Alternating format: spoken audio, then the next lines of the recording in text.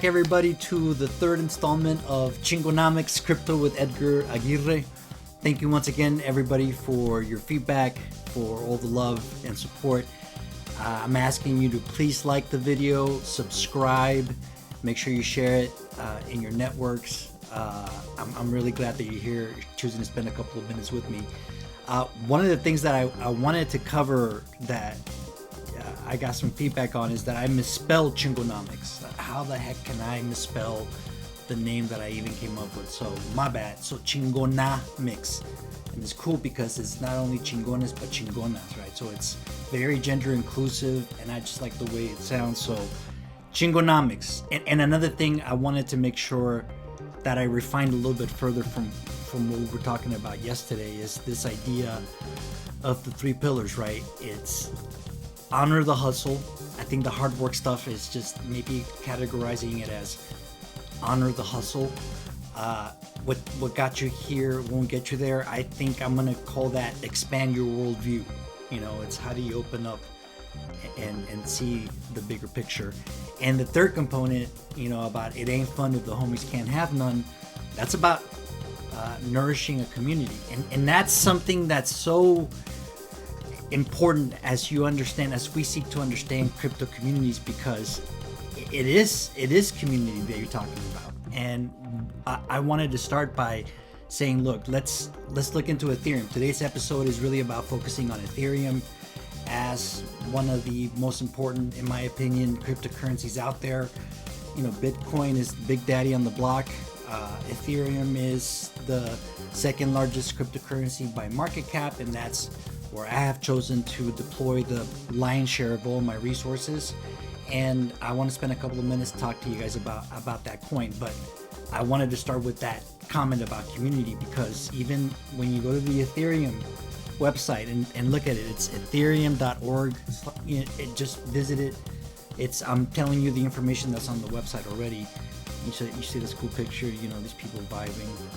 You see the kitty cats, a little dog over here. You know, these ladies wagering, having a good time, right? So, but look at the wording even here.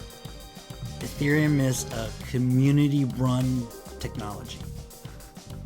I mean, that's the first lines that come out of the words, right? And I think that's a clear signal that the way we look at networks and companies that provide or bodies that provide value, monetary transactions, you don't associate that with community-based. But I think as you journey into crypto is understanding that communities not only are important, but they really set the tone and even the governance for a lot of these tokens. And we could talk about that later, but I thought that was really important.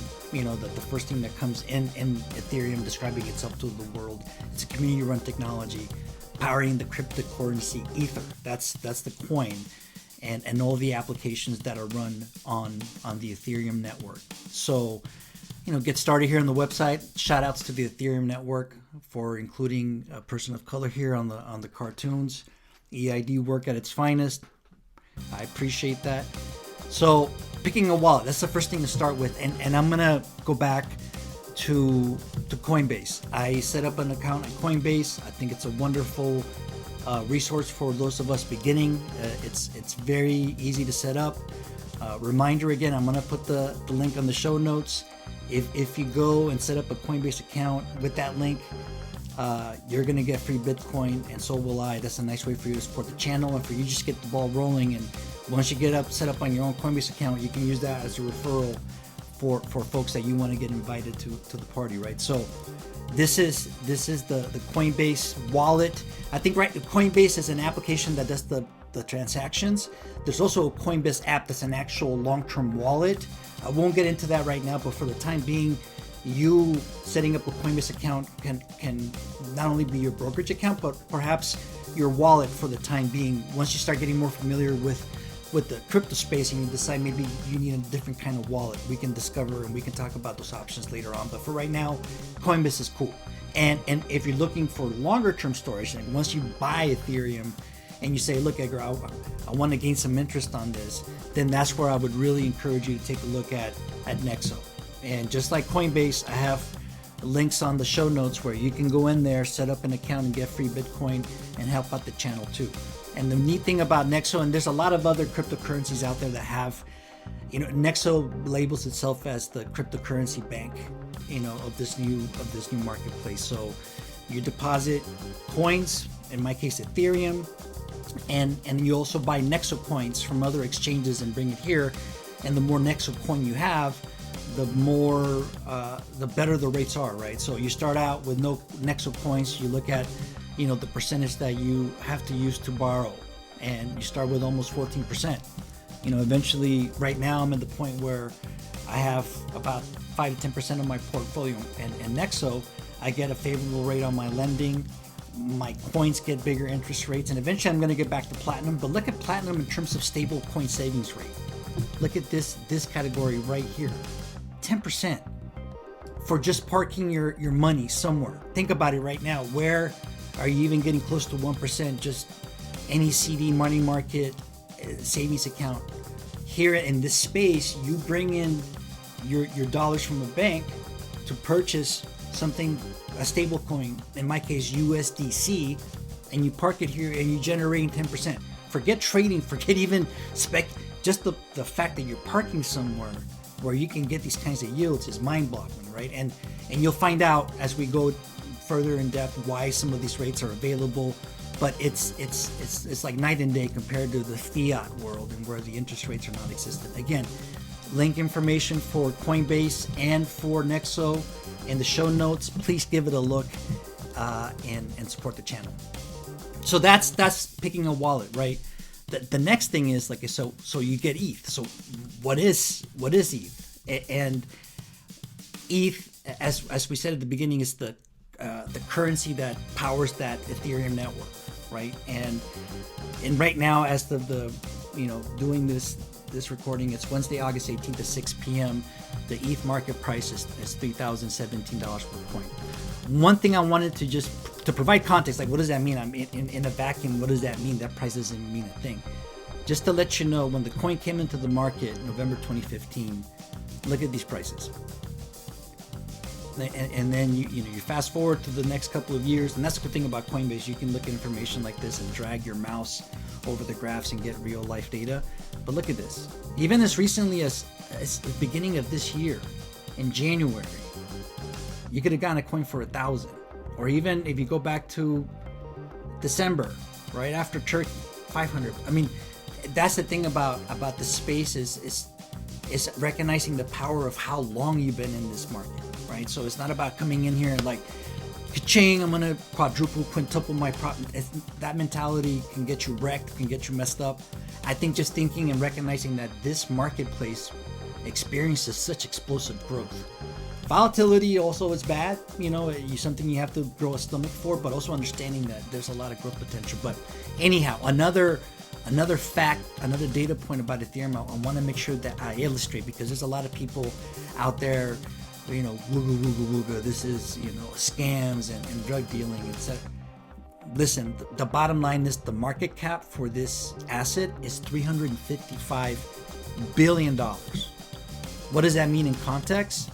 The market cap for MasterCard, the thing that we use in our credit cards, when we buy groceries or what have you, is 300. It's the same market cap as one of the biggest credit card company in America.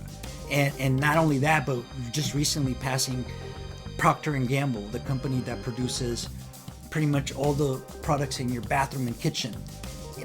Those are real dollar and cents businesses that generate tons of revenue. The market cap of Ethereum is the size of these businesses.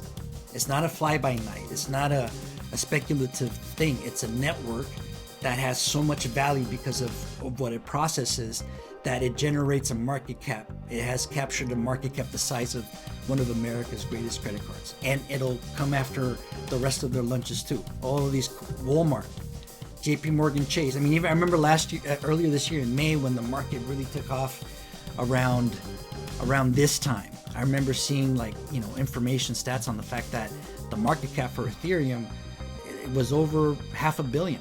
It was over here in these heights. Berkshire Hathaway, Visa. Again, just to give you that sense of context, that it's not some Wild West cowboy speculative stock. This is a network that obviously has created value. and this is the coin that you traffic in to be able to interact with that network. So here it is. ETH is a cryptocurrency, right? It's scarce digital money that you can use on the internet, similar to Bitcoin.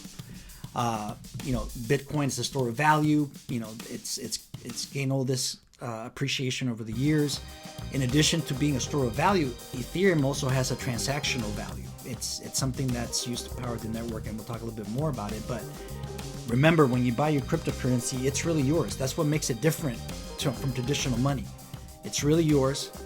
It's secured by cryptography. And please forgive me butchering that word, but it's not something that's, again, came here yesterday. This is a technology that's been developed over the course of the years, and it's very secure. It's secured by cryptography, and you can send your ETH payments when you're doing a transaction anywhere without a bank, without having a intermediary there in the middle of everything you're trying to do. There's no centralized control. There's no bank. There's not the global Ethereum bank. None of that. There's no centralized control. There's no company or bank. It's just it's a network that's powered by. It's truly decentralized, and it's open to anyone. All you need is a wallet, like a COINBASE wallet or any other wallet, and that accepts Ethereum, and it's available in flexible amounts. Don't be scared by oh my God, it's 3,000. You don't have to buy a whole Ethereum coin. You can throw $50, $100, and little by little, those things add up. Compound interest. What's unique about Ethereum? It's not only that it's a store of value, like mentioned earlier, but it's the lifeblood. It's the gas. It's the oil. It's people say, like, the analogy for Bitcoin is, think of Bitcoin as digital gold. Think of, for many people have used this analogy, think of Ethereum as digital oil. It powers mobility and function within the network. So when you send ETH, anytime, in my wallet, if I'm sending ETH to another Ethereum application, I'm paying a small transaction fee, and that fee is used to power the network. Right now, there's something called proof of work, where miners, they're like record keepers, right? Every transaction that's happening on the blockchain, they're verifying it, they're certifying it, and then it becomes permanently, minted. That blockchain is done. That's called proof of work. Ethereum is just undergoing some technological developments and updates where we're not going to be going to a proof of stake, which is a more energy efficient way of ensuring that these transactions are validated.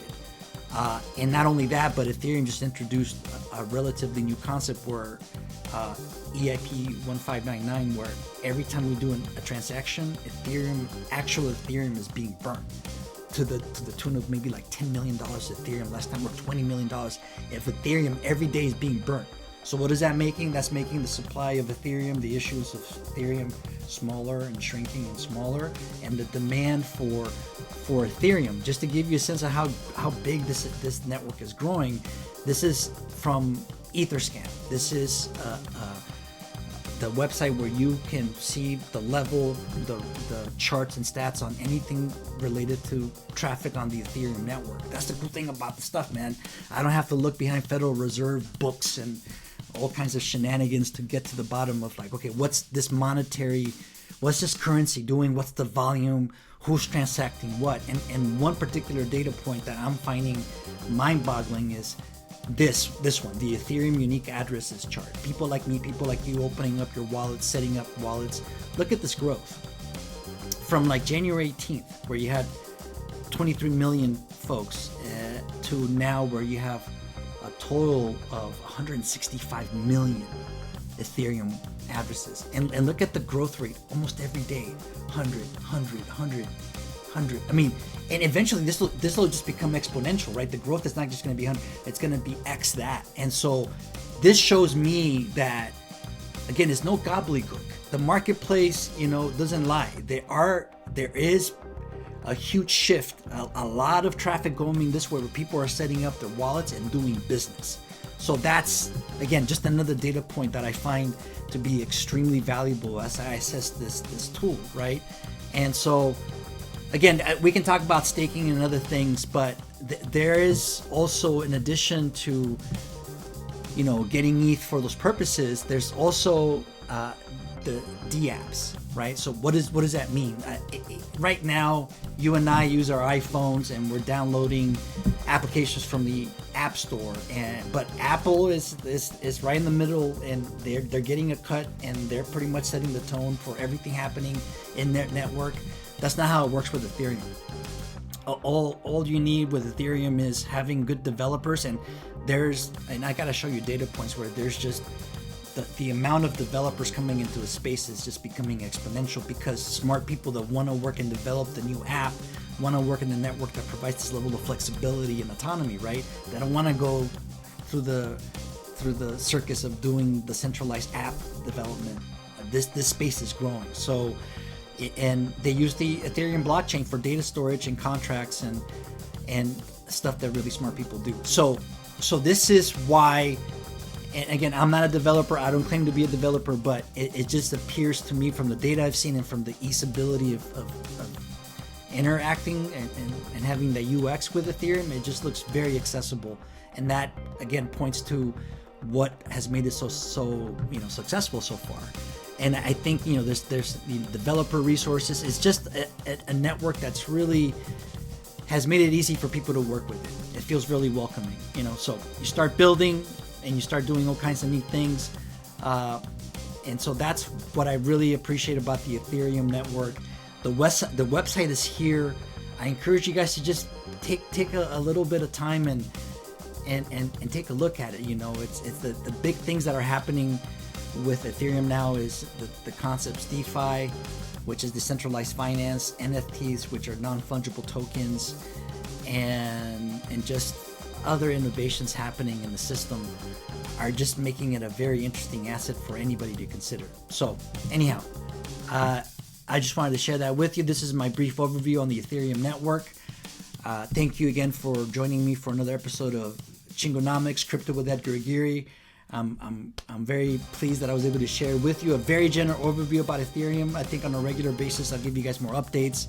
What is going on? What am I seeing? What's the price action? Just general observations, but for now I think this is a good starter. I'll provide all the links in the show notes. Take a look at those referral links. Thank you for watching the channel. Please like, please subscribe, please share with your networks, and again, welcome to Chingonamics. And I'm going to close out by showing you those pillars that define this channel.